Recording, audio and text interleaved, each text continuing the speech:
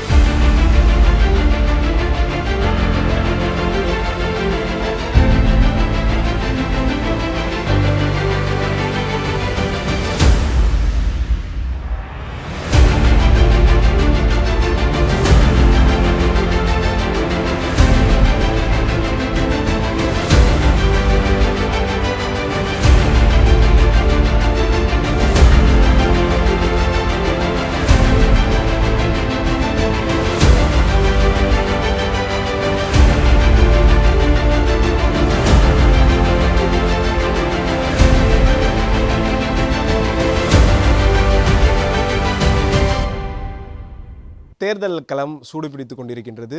துறைமுகம் சட்டமன்ற தொகுதியின் தமிழக வெற்றிக் கழகத்தின் வேட்பாளர் சினோரா பியூஷ் அசோக் நம்முடன் இருக்கின்றார். அவரிடம் சில கேள்விகளை முன்வைப்போம்.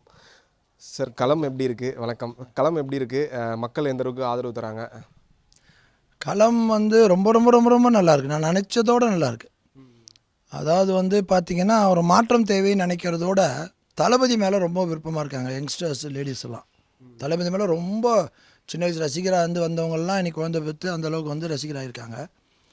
இஸ்லாமிய மதம் சார்ந்தவங்க, ஜெயின் சமூகத்தை சார்ந்தவங்க, தலித் சமூகத்தை சார்ந்தவங்க, ரெட்டியார், நாயுடு எல்லாமே ரொம்ப நல்லாயிருக்கு. அது இல்லாமல் பொதுவாக ஏஜ்டு பீப்புள் மாற்றம் தேவை. 50 வருடமாக திராவிடம் பார்த்துட்டு 67 புரட்சி கொடுத்தாரு அண்ணா, 77 ஒரு புரட்சி வெடிச்சிச்சு எம்ஜிஆர். அதுக்கு 10 வருஷம் தான் கேப் ஆச்சு. ஆனால் இதுக்கு 38-39 வருஷம் கேப்பு. இதை விட்டால் லீடரே கிடையாதுன்றது ஜனங்க முடிவு பண்ணிட்டாங்க. அதனால் மாற்றம்ன்றது 200% மாற்றம் உண்டு. தலைவர் நம்பிக்கை, வெற்றி ரொம்ப நல்லாயிருக்கு, பிரகாசமாக இருக்குது. ஆல்மோஸ்ட் இப்போ வின் பண்ணி லீடிங்க்கு தான் நாங்கள் வச்சிட்ருக்கோம். லீடிங்கில் தான் வச்சிட்ருக்கோம். இப்போது நம்ம களத்துக்கு போகிறோம், மக்களை தினந்தோறும் சந்திச்சுட்டு இருக்கோம். அப்படி இருக்கும்போது மக்கள் உங்ககிட்ட என்ன எதிர்பார்க்குறாங்க? அந்த தொகுதியில் நீங்கள் இதெல்லாம் பண்ணணும் அப்படின்ட்டு நினைக்கிறப்ப என்ன சொல்கிறாங்க மக்கள்?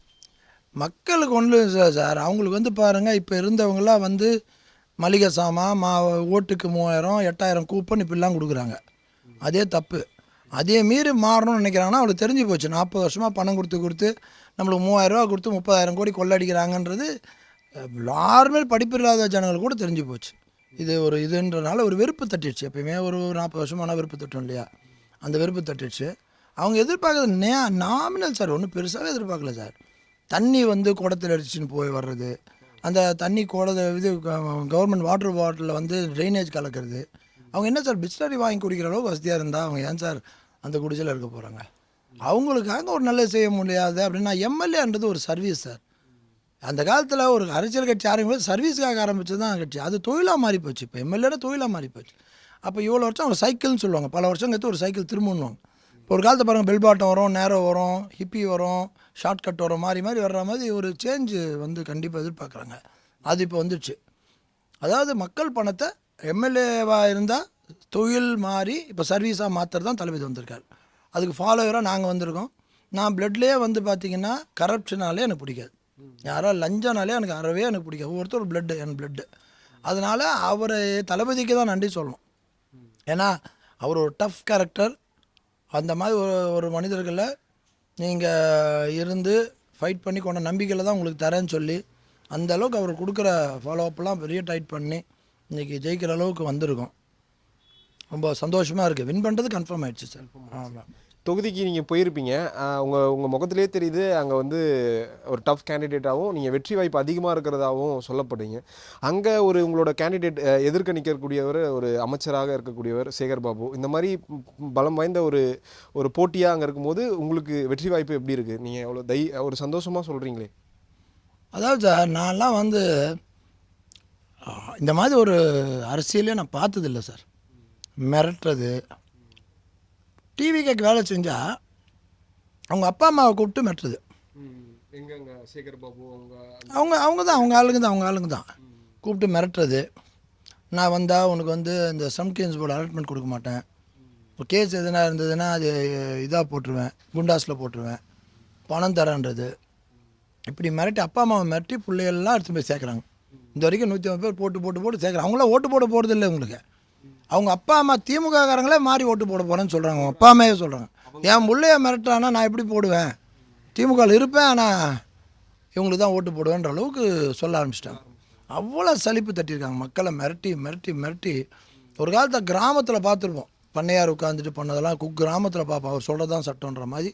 சிட்டி உள்ள அவுட் ஆஃப் சென்னை 1ன்றது தான் துறைமுகம். சிட்டிக்கு ஃபஸ்ட்டு இது வந்து அதுதான். அந்த இடத்துல இந்த அடிமைத்தனம் நடக்குதுன்றது வந்து எனக்கு ஆச்சரியத்தின் உச்சி. நினச்சே பார்க்க முடியல. அவ்வளோ கேவலமான அரசியலாம் நான் பார்த்ததே இல்லை சார். மனிதர்களை ஏன்னு கூப்பிட்றது, மரியாதை இல்லாமல் நடக்கிறது, கொஞ்சம் கூட ரெஸ்பெக்ட் இல்லை சார். பணத்தை கொடுத்தா என்ன வேணால் செய்யலான்றது தான் ஒரு கேரக்டரா? அன்பால் சாதிக்க முடியுது, பணத்தால் சாதிக்க முடியாது என்னுடைய எண்ணம். இப்போ அங்கே நடக்கிற எலெக்ஷன் வந்து கட்சிக்கு அப்பாற்பட்டு பணமா அராஜகமா, அன்பா ஜனநாயகமா, அது போட்டிக்கு தான். அன்பா ஜனநாயகமான்றது வந்து டிவிக்கே இப்பவே மக்களை விலை கொடுத்து வாங்கிட்டு இருக்காங்கன்றதெல்லாம் நடக்குது. வாங்கி கொடுக்குறாங்க, இப்போ கொடுக்கறதுக்கு பிளான் பண்ணிருக்காங்க, அதெல்லாம் எங்களுக்கு தெரியும். ஜனங்க மாற்ற பிறகு நான் ஏன் சார் அதை பிடிச்சி அதை ஒன்று எடுத்து என்ன நடக்க போகுது? ஆண்ட்ராய்டாக எனக்கு ஃபோட்டோஸ் எல்லாமே இருக்குது, அவங்க கொடுக்குற பணம் ஃபோட்டோஸ்லாம் இருக்குது. அதெல்லாம் வந்து நான் இப்போ போட்டு என்ன ஆக போகுது? மக்களை மாற்ற பிறகு எனக்கு என்ன கவலை? வெற்றி ஒன்று தான் முடிவு சொல்கிற விஷயம். ஒரு தலைவரை சந்திச்சிங்களா? உங்களை வேட்பாளராக அறிவிச்சதுக்கு அப்புறம் தலைவரை சந்திச்சிங்களா? என்ன சொன்னாங்க? வெற்றியோட தான் திரும்ப வரணும்னு சொல்லியிருக்காங்களா? என்ன ஏதாவது யுக்திகள் ஏதாவது உங்ககிட்ட பகிரப்பட்டதா? யுக்தியில் என்ன நம்பி கொடுத்துட்டாருங்களே, அவருக்கு மேலே என்ன சார் யுக்தி? அவர் மூஞ்சிக்கு மேலே என்ன யுக்தியே தேவையில்லை சார். No strategy. அதாவது அவர் மூஞ்சி தான், விஜய் சார் தான் இருக்கார். நான் நாமினேஷன் பண்ணும்போது கூட அவர் மூஞ்சை மாஸ்க் போட்டுட்டு வந்து நான் அதை தான் சொன்னேன். மாஸ்க் போட்டு வந்து தளபதி தான் 234 தொகுதியில் நிற்கிறேன்னாரு, இங்கேயும் அவர் தான் நிற்கிறாரு அப்படின்னு சொன்ன பிறகு யுக்தி என்ன இருக்குது? என்ன ஸ்ட்ராட்டஜி ஃபெயிலியர் ஆகிடும் சார். அதாவது ஒரு அலை அடிக்கும்போது, ஒரு எழுச்சி இருக்கும்போது யுக்தியே தேவை கிடையாது. ஆனால் ஒன்று இவர் வந்து பூத் கேப்சர் பண்ணணும், கள்ள ஓட்டு போடணும், சேகர் பாபு ஆமாம் போடணும். அதுக்கப்புறம் வெளியே ஃபுல்லாக இருந்து இந்த நார்மலாக இந்த ஓட்டர்ஸ் எல்லாம் பயந்த இடத்துலலாம் வந்து ஓட்டு மாறி விடுதுன்னு தெரிஞ்சால் அங்கே கலவரம் பண்ணுற மாதிரி பண்ணி அங்கே ஓட்டர்ஸை வர வைக்காமல் பண்ணுறது, கம்மி ஓட்டர்ஸை, அவங்களுக்கு எதிர்வாக்குகளை பெறாதபடி, யாரும் ஓட்டுக்கு வராதபடி அந்த மாதிரி பண்ணிட்டாலே அவர் ஓட்டு அவங்க ஸ்ட்ராங்காக போட்டுக்கலான்ற மாதிரிலாம் பிளான் பண்ணுறாரு. அதுக்கப்புறம் பூத்தில் வந்து பார்த்தா 18 இண்டிபெண்டன்ட் போட்டு வச்சுருக்காரு. இண்டிபெண்டன்ட் ஒரு கேண்டிடேட்டுக்கு 2 பூத் ஏஜென்ட்டு. அப்போ 18 2 36, இவரது ஒரு 2 38 பேர் அவங்க இருப்பாங்க. அவங்க பூத்தில் திமுகவை சார்ந்த இருப்பாங்க. அப்புறம் நான் 2 பேர் இருப்பேன். சும்மா மிரட்டுறது, பார்வை பார்க்குறது, இந்த சினிமாலாம் பார்ப்போம்ல கண்ணில் மிரட்டுறது. அது ஷூட்டிங்க்கு நடிகை மிரட்டினா மேலே இப்போலாம் மிரட்டுறாங்களா?